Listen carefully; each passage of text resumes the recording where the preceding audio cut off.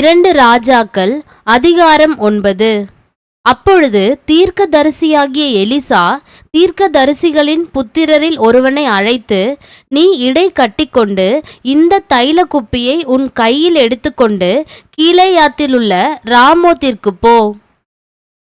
நீ அங்கே சேர்ந்தபோது நிம்சியின் மகனான யோசபாத்தின் குமாரன் யெகூ எங்கே இருக்கிறான் என்று பார்த்து அங்கே உட்பிரவேசித்து அவனை தன் சகோதரரின் நடுவிலிருந்து எழுந்திருக்க பண்ணி அவனை உள்ளான ஒரு அறையிலே அழைத்து கொண்டு போய் தைல குப்பியை எடுத்து அவன் தலையின் மேல் வார்த்து, உன்னை இஸ்ரவேலின் மேல் ராஜாவாக அபிஷேகம் பண்ணினேன் என்று கர்த்தர் சொல்லுகிறார் என்று சொல்லி கதவை திறந்து தாமதியாமல் ஓடிப்போ என்றான். அப்படியே தீர்க்கதரிசியின் ஊழியக்காரனாகிய அந்த வாலிபன் கீலேயாத்திலுள்ள ராமோத்திற்கு போனான். அவன் உட்பிரவேசித்த போது சேனாபதிகள் அங்கே உட்கார்ந்திருந்தார்கள். அப்பொழுது அவன், சேனாபதியே, உமக்கு சொல்ல வேண்டிய ஒரு வார்த்தை உண்டு என்றான். அதற்கு யெகூ, எங்கள் எல்லோருக்குள்ளும் யாருக்கு என்று கேட்டதற்கு அவன், சேனாபதியாகிய உமக்குத்தான் என்றான். அவன் எழுந்து அறை வீட்டிற்குள் பிரவேசித்தான். அவன் அந்த தைலத்தை அவன் தலையின் மேல் வார்த்து அவனை நோக்கி, இஸ்ரவேலின் தேவனாகிய கர்த்தர் சொல்லுகிறது என்னவென்றால், உன்னை கர்த்தருடைய ஜனமாகிய இஸ்ரவேலின் மேல் ராஜாவாக அபிஷேகம் பண்ணினேன். நான் என் ஊழியக்காரராகிய தீர்க்கதரிசிகளின் இரத்த பழியையும் கர்த்தருடைய சகல ஊழியக்காரரின் இரத்த பழியையும் ஏசபேலின் கையிலே வாங்கும்படிக்கு நீ உன் ஆண்டவனாகிய ஆகாபின் குடும்பத்தை அழித்துவிடக் கடவாய். ஆகாபின் குடும்பம் எல்லாம் அழியும்படிக்கு நான் ஆகாபுக்கு சுவரில் நீர்விடும் ஒரு நாய் முதலா இராதபடிக்கு இஸ்ரவேலிலே அவனுடையவர்களில் அடைப்பட்டவனையும் விடுபட்டவனையும் கருவறுத்து ஆகாபின் குடும்பத்தை நேபாத்தின் குமாரனாகிய யெரொபெயாமின் குடும்பத்துக்கும் அகியாவின் குமாரனாகிய பாஷாவின் குடும்பத்துக்கும் சரியாக்குவேன். ஏசபேலை யெஸ்ரயேலின் நிலத்திலே நாய்கள் தின்றுவிடும். அவளை அடக்கம் பண்ணுகிறவன் இல்லை என்கிறார் என்று சொல்லி கதவை திறந்து ஓடிப்போனான். யெகூ தன் ஆண்டவனுடைய ஊழியக்காரரிடத்துக்கு திரும்பி வந்தபோது அவர்கள் அவனை நோக்கி, சுக செய்தியா? அந்த பைத்தியக்காரன் உன்னிடத்தில் வந்தது என்ன என்று கேட்டார்கள். அதற்கு அவன், அந்த மனுஷனையும் அவன் சொன்ன காரியத்தையும் நீங்கள் அறிவீர்கள் என்றான். அதற்கு அவர்கள், அது பொய், அதை எங்களுக்கு சொல்லும் என்றார்கள். அப்பொழுது அவன், நான் உன்னை இஸ்ரவேலின் மேல் ராஜாவாக அபிஷேகம் பண்ணினேன் என்று கர்த்தர் உரைக்கிறார் என்று இன்ன பிரகாரமாக என்னிடத்தில் சொன்னான் என்றான். அப்பொழுது அவர்கள் தீவிரமாய் அவரவர் தங்கள் வஸ்திரத்தை படிகளின் உயரத்தில் அவன் கீழே விரித்து எக்காலம் ஊதி, யெகூ ராஜாவானான் என்றார்கள். அப்படியே நிம்சியின் மகனாகிய யோசபாத்தின் குமாரன் யெகூ என்பவன் யோராமுக்கு விரோதமாய் கட்டுப்பாடு பண்ணினான். யோராமோ இஸ்ரவேலர் எல்லோரோடும் கூட கீலேயாத்திலுள்ள ராமோத்திலே சீரியாவின் ராஜாவாகிய ஆசகேலின் நிமித்தம் காவல் வைத்தான். ஆனாலும் சீரியாவின் ராஜாவாகிய ஆசகேலோடே பண்ணின யுத்தத்திலே சீரியர் தன்னை வெட்டின காயங்களை யெஸ்ரயேலிலே ஆட்சி கொள்ளுகிறதற்கு ராஜாவாகிய யோராம் திரும்பி போயிருந்தான். யெகூ என்பவன், இது உங்களுக்கு சம்மதியாயிருந்தால் யெஸ்ரயேலில் இதை அறிவிக்கிறதற்கு ஒருவரும் பட்டணத்திலிருந்து தப்பி போகும்படி விடாதிருங்கள் என்றான். அப்பொழுது யெகூ ரதத்தின் மேல் ஏறி யெஸ்ரயேலுக்கு நேராக போனான். யோராம் அங்கே வியாதியாய் கிடந்தான். யோராமை பார்க்க யூதாவின் ராஜாவாகிய அகசியாவும் அங்கே வந்திருந்தான். யெஸ்ரயேலில் கோபுரத்தின் மேல் நிற்கிற ஜாமக்காரன் யெகூவின் கூட்டம் வருகிறதைக் கண்டு, ஒரு கூட்டத்தை காண்கிறேன் என்றான். அப்பொழுது யோராம், நீ ஒரு குதிரை வீரனை கூப்பிட்டு அவர்களுக்கு எதிராக அனுப்பி சமாதானமா என்று கேட்க சொல் என்றான். அந்த குதிரை வீரன் அவனுக்கு எதிர்கொண்டு போய் சமாதானமா என்று ராஜா கேட்க சொன்னார் என்றான். அதற்கு யெகூ, சமாதானத்தை பற்றி உனக்கு என்ன? என் பிறகே திரும்பி வா என்றான். அப்பொழுது ஜாமக்காரன் அனுப்பப்பட்டவன் அவர்கள் இருக்கும் இடமட்டும் போன போதிலும் திரும்பி வரவில்லை என்றான். ஆகையால் வேறொரு குதிரை வீரனை அனுப்பினான்.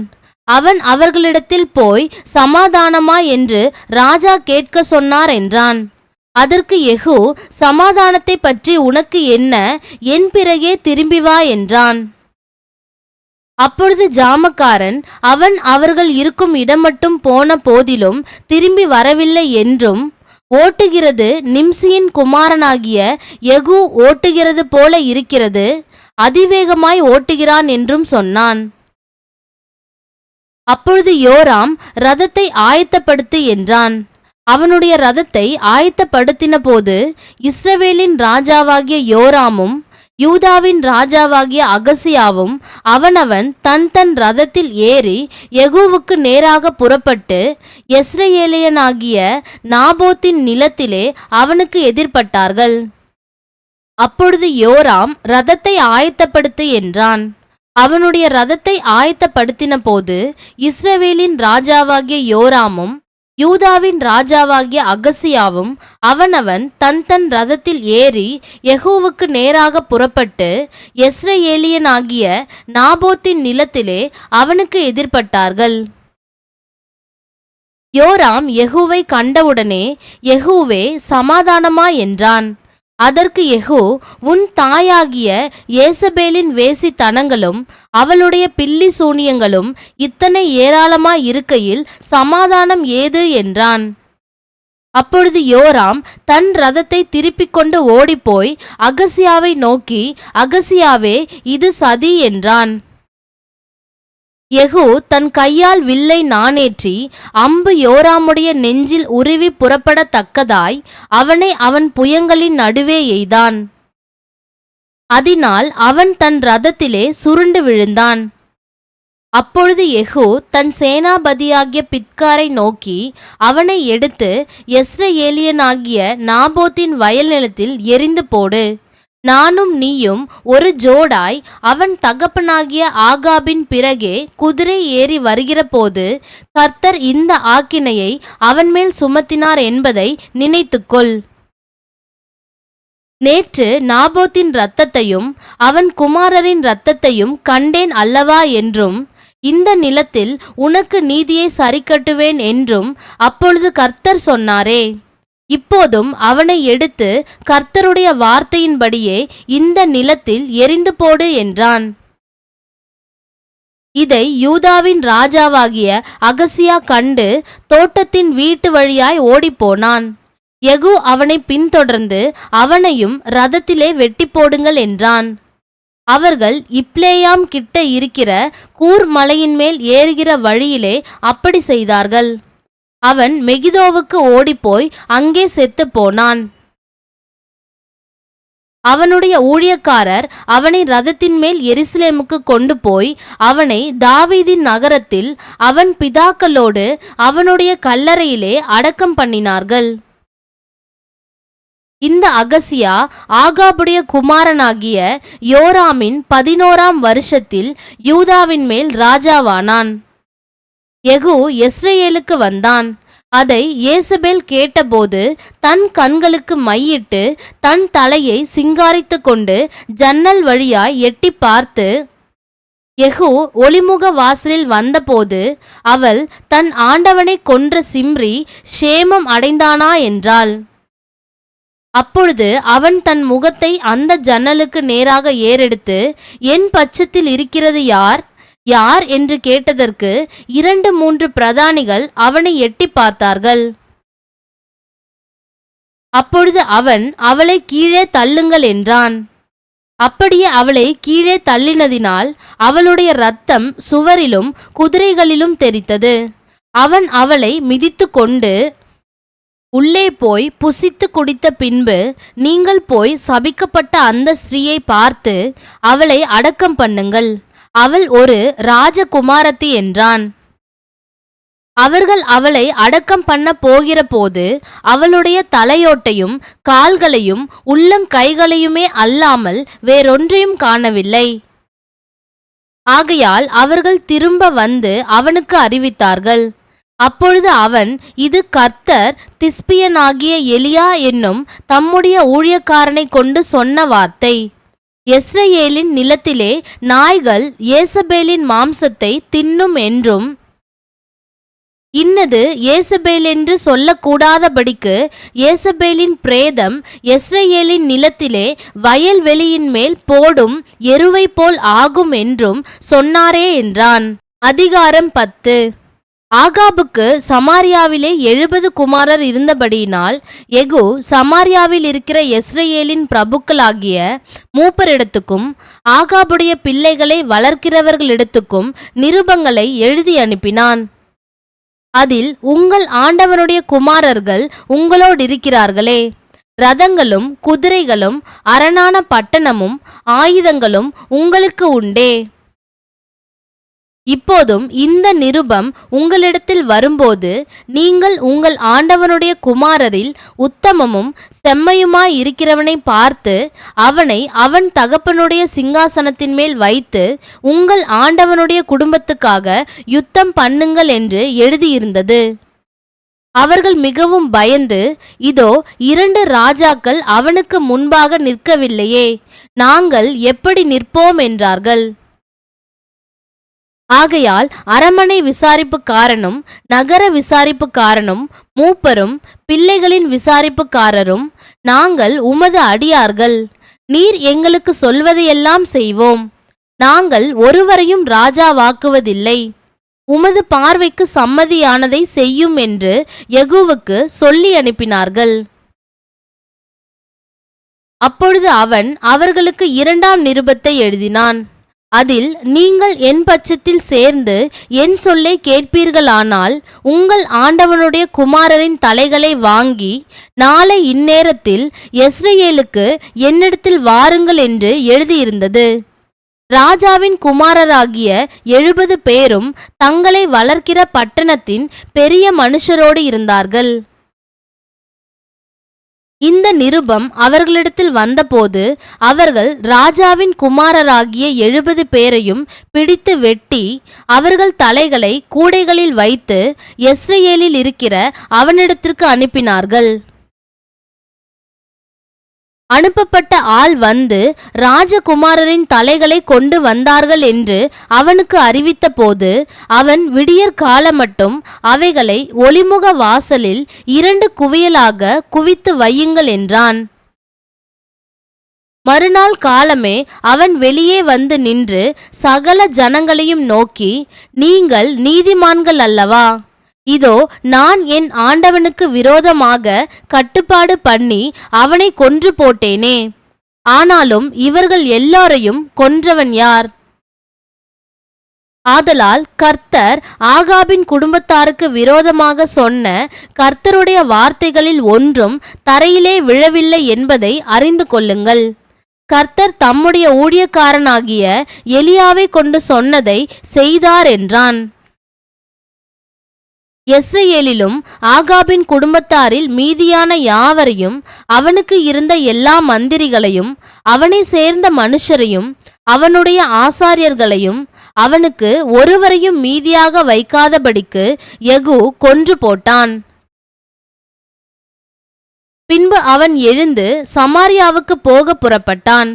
வழியிலே அவன் ஆட்டுமயிர் கத்தரிக்கிற மேய்ப்பரின் ஊர் இருக்கும் இடத்துக்கு வந்தபோது யூதாவின் ராஜாவாகிய அகசியாவின் சகோதரரை அங்கே கண்டு, நீங்கள் யார் என்று கேட்டான். அவர்கள், நாங்கள் அகசியாவின் சகோதரர், நாங்கள் ராஜாவின் பிள்ளைகளையும் ராஜஸ்திரியின் பிள்ளைகளையும் வினவுகிறதற்கு போகிறோம் என்றார்கள். அப்பொழுது அவன், இவர்களை உயிரோடே பிடியுங்கள் என்றான். அவர்களை உயிரோடே பிடித்து 42 பேர்களாகிய அவர்களை ஆட்டுமயிர் கத்தரிக்கிற துறவண்டையிலே வெட்டி போட்டார்கள். அவர்களில் ஒருவனையும் அவன் மீதியாக விடவில்லை. அவன் அவ்விடம் விட்டு புறப்பட்ட போது தனக்கு எதிர்ப்பட்ட ரேகாபின் குமாரனாகிய யோனதாபை சந்தித்து அவனை உபசரித்து, என் இருதயம் உன் இருதயத்தோடே செம்மையாய் இருக்கிறது போல உன் இருதயமும் செம்மையாய் இருக்கிறதா என்று கேட்டான். அதற்கு யோனதாப், அப்படியே இருக்கிறது என்றான். அப்படி இருக்கிறதானால் உன் கையை தா என்று சொன்னான். அவன் தன் கையை கொடுத்தபோது அவனை தன்னிடத்தில் இரதத்தின் மேல் ஏறி வர சொல்லி, நீ என்னோடே கூட வந்து கர்த்தருக்காக எனக்கு இருக்கிற பக்தி வைராக்கியத்தை பார் என்றான். அப்படியே இவனை அவன் இரதத்தின் மேல் ஏற்றினார்கள். அவன் சமாரியாவுக்கு வந்தபோது கர்த்தர் எலியாவோடே சொன்ன வார்த்தையின்படியே சமாரியாவில் ஆகாபுக்கு மீதியான யாவரையும் அழித்து தீருமளவும் சங்காரம் செய்தான். பின்பு யெகூ ஜனங்களையெல்லாம் கூட்டி அவர்களை நோக்கி, ஆகாப் பாகாலை சேவித்தது கொஞ்சம், யெகூ அவனை சேவிப்பது மிகுதி. இப்போதும் பாகாலின் சகல தீர்க்கதரிசிகளையும் அவனுடைய சகல பணிவிடைக்காரரையும் அவனுடைய சகல ஆசாரியர்களையும் என்னிடத்தில் அழைப்பியுங்கள், ஒருவனும் குறையலாகாது. நான் பாகாலுக்கு பெரிய பலியிடப் போகிறேன். வராதவன் எவனோ அவன் உயிரோடு இருப்பதில்லை என்றான். பாகாலின் பணிவிடைக்காரரை அழிக்கும்படி யெகூ இதை தந்திரமாய் செய்தான். பாகாலுக்கு பண்டிகையின் ஆசிரிப்பை கூறுங்கள் என்று யெகூ சொன்னான். அப்படியே கூறினார்கள். யெகூ இஸ்ரவேல் தேசமெங்கும் அதை சொல்லி அனுப்பினபடியினால் பாகாலின் பணிவிடைக்காரர் எல்லோரும் வந்தார்கள். வராதவன் ஒருவனுமில்லை. அவர்கள் பாகாலின் கோவிலுக்குள் பிரவேசித்ததினால் பாகாலின் கோவில் நார்சாரியும் நிறைந்திருந்தது. அப்பொழுது அவன் வஸ்திரசாலை விசாரிப்புக்காரனை நோக்கி, பாகாலின் பணிவிடைக்காரருக்கெல்லாம் வஸ்திரங்களை எடுத்துக்கொண்டு வா என்றான். அவர்களுக்கு வஸ்திரங்களை எடுத்துக்கொண்டு வந்தான். பின்பு யெகூ ரேகாபின் குமாரனாகிய யோனதாபோடும் கூட பாகாலின் கோவிலுக்குள் பிரவேசித்து பாகாலின் பணிவிடைக்காரரை நோக்கி, பாகாலின் ஊழியக்காரரே அல்லாமல் கர்த்தரின் ஊழியக்காரரில் ஒருவரும் இங்கே உங்களோடு இராதபடிக்கு திட்டமாய் பாருங்கள் என்றான். அவர்கள் பலிகளையும் சர்வாங்க தகனங்களையும் செலுத்த உட்பிரவேசித்த பின்பு யெகூ வெளியிலே 80 பேரை தனக்கு ஆயத்தமாக வைத்து, நான் உங்கள் கையில் ஒப்புவிக்கிற மனுஷரில் ஒருவனை எவன் தப்ப விடுகிறானோ அவனுடைய ஜீவனுக்கு பதிலாக அவனை தப்ப விட்டவனுடைய ஜீவன் ஈடாயிருக்கும் என்றான். சர்வாங்க தகன பலியிட்டு தீர்ந்தபோது யெகூ சேவகரையும் சேர்வைக்காரரையும் நோக்கி, உள்ளே போய் அவர்களை வெட்டி போடுங்கள், ஒருவரையும் வெளியே விட வேண்டாம் என்றான். அப்படியே பட்டய கருக்கினால் சேவகரும் சேர்வைக்காரரும் அவர்களை வெட்டி எறிந்து போட்டு பாகால் கோவிலை சேர்ந்த ஸ்தலம் எங்கும் போய் பாகால் கோவில் விக்கிரகங்களை வெளியே எடுத்து வந்து அவைகளை தீ கொளுத்தி பாகாலின் சிலையை தகர்த்து பாகாலின் கோவிலை இடித்து அதை இந்நாள் வரைக்கும் இருக்கிறது போல மலஜலாதி இடமாக்கினார்கள். இப்படியே யெகூ பாகாலை இஸ்ரவேலில் இராதபடிக்கு அழித்து போட்டான். ஆனாலும் பெத்தேலிலும் தானிலும் வைத்த பொற்கன்று குட்டிகளால் இஸ்ரவேலை பாவம் செய்ய பண்ணின நேபாத்தின் குமாரனாகிய யெரொபெயாமின் பாவங்களை யெகூ விட்டு விலகவில்லை. கர்த்தர் யெகூவை நோக்கி, என் பார்வைக்கு செம்மையானதை நீ நன்றாய் செய்து என் இருதயத்தில் இருந்தபடியெல்லாம் ஆகாபின் குடும்பத்துக்கு செய்தபடியினால் உன் குமாரர் இஸ்ரவேலுடைய சிங்காசனத்தின் மேல் 4 தலைமுறையாக வீற்றிருப்பார்கள் என்றார். ஆனாலும் யெகூ இஸ்ரவேலின் தேவனாகிய கர்த்தரின் நியாயப்பிரமாணத்தின்படி தன் முழு இருதயத்தோடும் நடக்க கவலைப்படவில்லை. இஸ்ரவேலை பாவம் செய்ய பண்ணின யெரொபெயாமின் பாவங்களை விட்டு அவன் விலகவும் இல்லை. அந்நாட்கள் முதல் கர்த்தர் இஸ்ரவேலை குறைந்து போக பண்ணினார். ஆசகேல் அவர்களை இஸ்ரவேலின் எல்லைகளிலெல்லாம் முறிய அடித்து யோர்தான் துவக்கி கிழக்கிலுள்ள அர்னோன் நதிக்கு சமீபமான ஆரோவேர் முதற்கொண்டிருக்கிற கீலேயாத்திலும் பாசானிலும் உள்ள காதியர், ரூபேனியர், மனாசேயர் இவர்களுடைய தேசமாகிய கீலேயாத் முழுவதையும் முறியடித்தான். யெகூவின் மற்ற வர்த்தமானங்களும் அவன் செய்தவை யாவும் அவனுடைய எல்லா வல்லமையும் இஸ்ரவேல் ராஜாக்களின் நாளாகம புஸ்தகத்தில் அல்லவோ எழுதியிருக்கிறது. யெகூ சமாரியாவிலே இஸ்ரவேலின் மேல் ராஜ்யபாரம் பண்ணின நாட்கள் 28 வருஷம். அதிகாரம் 11. அகசியாவின் தாயாகிய அத்தாலியால் தன் குமாரன் இறந்து போனதை கண்டபோது எழும்பி ராஜ வம்சஸ்தர் யாவரையும் சங்காரம் பண்ணினாள். யோராம் என்னும் ராஜாவின் குமாரத்தியும் அகசியாவின் சகோதரியுமாகிய யோசேபால் கொலையுண்ணப்படுகிற ராஜகுமாரரின் நடுவில் இருக்கிற அகசியாவின் மகனாகிய யோவாசை களவாய் எடுத்தாள். அவன் கொல்லப்படாதபடி அவனையும் அவன் தாதியையும் அத்தாலியாளுக்கு தெரியாமல் பள்ளி அறையில் ஒளித்து வைத்தார்கள். இவளோடே கூட அவன் 6 வருஷம் கர்த்தருடைய ஆலயத்தில் ஒளித்து வைக்கப்பட்டிருந்தான். அத்தாலியாள் தேசத்தின் மேல் ராஜ்யபாரம் பண்ணினாள். 7ஆம் வருஷத்திலே யோய்தா 100 பேருக்கு அதிபதிகளையும் தலைவரையும் காவலாளரையும் அழைப்பித்து அவர்களை தன்னிடத்தில் கர்த்தருடைய ஆலயத்திலே வர சொல்லி அவர்களோடு உடன்படிக்கை பண்ணி அவர்களை கர்த்தருடைய ஆலயத்திலே ஆணையிடுவித்து கொண்டு அவர்களுக்கு ராஜாவின் குமாரனை காண்பித்து அவர்களை நோக்கி, நீங்கள் செய்ய வேண்டிய காரியம் என்னவென்றால், ஓய்வு நாளில் முறைப்படி இங்கே வருகிற உங்களில் 1/3 பங்கு ராஜாவின் அரமனை காவல் காக்க வேண்டும். 1/3 பங்கு சூர் என்னும் வாசலிலும் 1/3 பங்கு காவலாளரின் காவலின் பிறகே இருக்கிற வாசலிலுமிருந்து ஆலய காவலை பத்திரமாய் காக்க வேண்டும். இப்படியே ஓய்வு நாளில் முறைப்படியே உங்களில் 2 பங்கு பேர் ராஜாவினிடத்தில் கர்த்தருடைய ஆலயத்தை காவல் காக்க வேண்டும். நீங்கள் அவரவர் தங்கள் ஆயுதங்களை கையிலே பிடித்தவர்களாய் ராஜாவை சுற்றிலும் வரிசையாய் நின்று கொண்டிருக்க வேண்டும். வரிசைகளுக்குள் புகுந்து வருகிறவன் கொலை செய்யப்பட கடவன். ராஜா வெளியே போகும்போதும் உள்ளே வரும்போதும் நீங்கள் அவரோடே இருங்கள் என்றான். ஆசாரியனாகிய யோய்தா கட்டளையிட்டபடியெல்லாம் 100 பேருக்கு அதிபதிகள் செய்து அவரவர் ஓய்வு நாளில் முறைப்படி வருகிறவர்களும் முறைப்படி போகிறவர்களுமாகிய தங்கள் மனுஷரை கூட்டிக் கொண்டு ஆசாரியனாகிய யோய்தாவினிடத்தில் வந்தார்கள். ஆசாரியன் கர்த்தரின் ஆலயத்தில் தாவீது ராஜா வைத்திருந்த ஈட்டிகளையும் கேடகங்களையும் 100 பேருக்கு அதிபதிகளிடத்தில் கொடுத்தான். காவலாளர் அவரவர் தங்கள் ஆயுதங்களை பிடித்தவர்களாய் ஆலயத்தின் வலது பக்கம் தொடங்கி அதன் இடது பக்கம் மட்டும் பலிபீடத்திற்கு எதிராகவும் ஆலயத்திற்கு எதிராகவும் ராஜாவை சுற்றிலும் நின்றார்கள். அப்பொழுது அவன் ராஜகுமாரனை வெளியே கொண்டு வந்து கிரீடத்தை அவன் மேல் வைத்து சாட்சியின் ஆகமத்தை அவன் கையிலே கொடுத்தான். இப்படி அவனை ராஜாவாக்கி அபிஷேகம் பண்ணி ராஜா வாழ்க என்று சொல்லி கை கொட்டினார்கள்.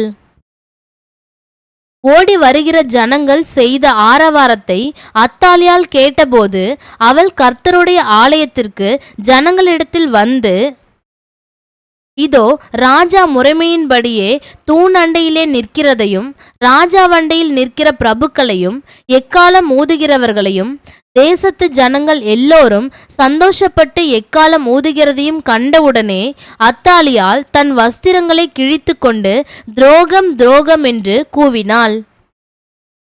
ஆசாரியனாகிய யோய்தா இராணுவ தலைவராகிய 100 பேருக்கு அதிபதிகள் ஆனவர்களுக்கு கட்டளையிட்டு, இவளை வரிசைகளுக்கு புறம்பே கொண்டு போங்கள், இவளை பின்பற்றுகிறவனை பட்டயத்தாலே வெற்றி போடுங்கள் என்றான். கர்த்தருடைய ஆலயத்தில் அவளை கொல்லலாகாது என்று ஆசாரியன் சொல்லியிருந்தான். அவர்கள் அவளுக்கு இடம் உண்டாக்கின போது ராஜாவின் அரமனைக்குள் குதிரைகள் பிரவேசிக்கிற வழியிலே அவள் போகையில் அவளை கொன்று போட்டார்கள். அப்பொழுது யோய்தா அவர்கள் கர்த்தருடைய ஜனமாயிருக்கும்படிக்கு ராஜாவும் ஜனங்களும் கர்த்தரோடே உடன்படிக்கை பண்ணவும் ராஜாவும் ஜனங்களும் ஒருவரோடொருவர் உடன்படிக்கை பண்ணவும் செய்து, பின்பு தேசத்தின் ஜனங்கள் எல்லாரும் பாகாலின் கோவிலில் போய் அதை இடித்து அதன் பலிபீடங்களையும் அதன் விக்கிரகங்களையும் முற்றிலும் உடைத்து பாகாலின் பூஜாசாரியாகிய மாத்தானை பலிபீடங்களுக்கு முன்பாக கொன்று போட்டார்கள். ஆசாரியன் கர்த்தருடைய ஆலயத்தை விசாரிக்கும் உத்தியோகஸ்தரை ஏற்படுத்தினான். 100 பேருக்கு அதிபதிகளையும் தலைவரையும் காவலாளரையும் தேசத்தின் ஜனங்களையும் கூட்டி ராஜாவை கர்த்தருடைய ஆலயத்திலிருந்து இறங்க பண்ணி அவனை காவலாளரின் வாசல் வழியாய் ராஜ அரமனைக்கு அழைத்து கொண்டு போனார்கள். அங்கே அவன் ராஜாக்களுடைய சிங்காசனத்தின் மேல் உட்கார்ந்தான். தேசத்தின் ஜனங்கள் எல்லோரும் மகிழ்ந்து நகரம் அமைதலாயிற்று. அத்தாலியாலையோ ராஜாவின் அரமனை அண்டையில் பட்டயத்தால் கொன்று போட்டார்கள். யோவாஸ் ராஜாவாகிற போது 7 வயதாயிருந்தான். அதிகாரம் 12. யெகூவின் 7ஆம் வருஷத்தில் யோவாஸ் ராஜாவாகி எருசலேமிலே 40 வருஷம் ராஜ்யபாரம் பண்ணினான். பெயர்செபா ஊராளாகிய அவனுடைய தாயின் பேர் சிபியாள். ஆசாரியனாகி யோய்தா யோவாசை போதகம் பண்ணின நாளெல்லாம் அவன் கர்த்தரின் பார்வைக்கு செம்மையானதை செய்தான். மேடைகளை மாத்திரம் அகற்றவில்லை, ஜனங்கள் இன்னும் மேடைகள் மேல் பலியிட்டு தூபம் காட்டி வந்தார்கள். யோவாஸ் ஆசாரியரை நோக்கி, பிரதிஷ்டையாக்கப்பட்ட பொருள்களாகிய கர்த்தருடைய ஆலயத்துக்கு கொண்டு வரப்படுகிற எல்லா பணங்களையும் லக்கத்திற்குட்படுகிறவர்களின் பணத்தையும் மீட்புக்காக மதிக்கப்படுகிற ஆட்களின் பணத்தையும் கர்த்தருடைய ஆலயத்துக்கு கொண்டு வரும்படி அவரவர் தம் தம் மனதிலே நியமித்திருக்கும் எல்லா பணத்தையும்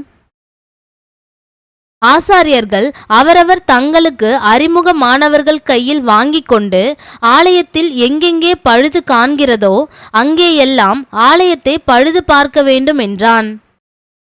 ஆனாலும் ராஜாவாகிய யோவாசின் 23ஆம் வருஷம் மட்டும் ஆசாரியர்கள் ஆலயத்தை பழுது பாராதே போனபடியினால் ராஜாவாகிய யோவாஸ் ஆசாரியனாகிய யோய்தாவையும் மற்ற ஆசாரியர்களையும் அழைப்பித்து, நீங்கள் ஆலயத்தை பழுது பாராதே போனதென்ன? இனி நீங்கள் உங்களுக்கு அறிமுகமானவர்கள் கையிலே பணத்தை வாங்காமல் அதை ஆலயத்தை பழுது பார்க்கிறதற்காக விட்டுவிடுங்கள் என்றான். அப்பொழுது ஆசாரியர்கள் ஜனத்தின் கையிலே பணத்தை வாங்கிக் கொள்ளாமலும் ஆலயத்தை பழுது பாராமலும் இருக்கிறதற்கு சம்மதித்தார்கள். ஆசாரியனாகிய யோய்தா ஒரு பெட்டியை எடுத்து அதன் மூடியிலே ஒரு துவாரமிட்டு அதை பலிபீட தண்டையிலே கர்த்தருடைய ஆலயத்தின் ஜனங்கள் உட்பிரவேசிக்கும் வலது பக்கத்தில் வைத்தான்.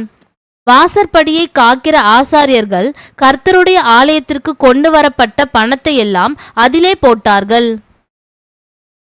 பெட்டியிலே மிகுந்த பணம் உண்டென்று அவர்கள் காணும்போது ராஜாவின் சம்பிரதியும் பிரதான ஆசாரியனும் வந்து கர்த்தருடைய ஆலயத்திலே சேகரிக்கப்பட்ட பணத்தை எண்ணி முடிப்பு கட்டி எண்ணின பணத்தை கர்த்தருடைய ஆலயத்திலே விசாரிப்புக்காரர் கையிலே கொடுப்பார்கள். அதை அவர்கள் கர்த்தருடைய ஆலயத்தை பழுது பார்க்கிற தச்சருக்கும் சிற்பாசாரிகளுக்கும் கொச்சருக்கும் கல் தச்சருக்கும் கர்த்தருடைய ஆலயத்தை பழுது பார்க்க தேவையான மரங்களையும் வெட்டின கற்களையும் கொள்ளுகிறதற்கும் ஆலயத்தை பழுது பார்க்கிறதற்கு செல்லும் எல்லா செலவுகளுக்கும் கொடுப்பார்கள். கர்த்தருடைய ஆலயத்து கொண்டு வரப்பட்ட பணத்தினாலே வெள்ளி கிண்ணங்களும் கீத வாத்தியங்களும் கலங்களும் எக்காலங்களும் பொற்பாத்திரங்களும் வெள்ளி பாத்திரங்களும் பண்ணப்படாமல் கர்த்தருடைய ஆலயத்தை பழுது பார்க்கும்படிக்கு வேலை செய்கிறவர்களுக்கே அதை கொடுத்தார்கள். வேலை செய்கிறவர்களுக்கு கொடுக்கும்படிக்கு பணத்தை வரப்பற்றி கொண்ட மனுஷர் கையிலே கணக்கு கேளாதிருந்தார்கள். அவர்கள் உண்மையாய் அதை நடப்பித்தார்கள். குற்ற பிராயச்சித்த பணமும் பாவ பிராயச்சித்த பணமும் கர்த்தருடைய ஆலயத்திற்காக கொண்டு வரப்படவில்லை. அது ஆசாரியரை சேர்ந்தது. அதற்கு பின்பு சீரியாவின் ராஜாவாகிய ஆசகேல் வந்து காத்தூரின் மேல் யுத்தம் பண்ணி அதை பிடித்தான். அதன் பின்பு எருசலேமுக்கு விரோதமாய் போக ஆசகேல் தன் முகத்தை திருப்பினான். அப்பொழுது யூதாவின் ராஜாவாகிய யோவாஸ் தன் பிதாக்களாகிய யோசபாத், யோராம், அகசியா என்னும் யூதாவின் ராஜாக்கள் பரிசுத்தம் பண்ணி வைத்த எல்லாவற்றையும் தான் பரிசுத்தம் பண்ணி வைத்ததையும் கர்த்தருடைய ஆலயத்திலும் ராஜாவின் அரண்மனையிலும் உள்ள பொக்கிஷங்களில் அகப்பட்ட பொன் யாவையும் எடுத்து சீரியாவின் ராஜாவாகிய ஆசகேலுக்கு அனுப்பினான். அப்பொழுது அவன் எருசலேமை விட்டு திரும்பி போனான். யோவாசின் மற்ற வர்த்தமானங்களும் அவன் செய்தவை யாவும் யூதாவுடைய ராஜாக்களின் நாளாகம புஸ்தகத்தில் அல்லவோ எழுதியிருக்கிறது. யோவாசின் ஊழியக்காரர் எழும்பி கட்டுப்பாடு பண்ணிக்கொண்டு சில்லாவுக்கு போகிற வழியில் இருக்கிற மில்லோ வீட்டிலே அவனை கொன்று போட்டார்கள். சிமியாதின் குமாரன் யோசகார், சோமேரின் குமாரன் யோசபாத் என்னும் அவனுடைய ஊழியக்காரர் அவனை கொன்றார்கள். இறந்து போன அவனை தாவீதின் நகரத்தில் அவனுடைய பிதாக்கள் அண்டையிலே அடக்கம் பண்ணினார்கள். அவன் குமாரனாகிய அமத்சியா அவன் ஸ்தானத்தில் ராஜாவானான்.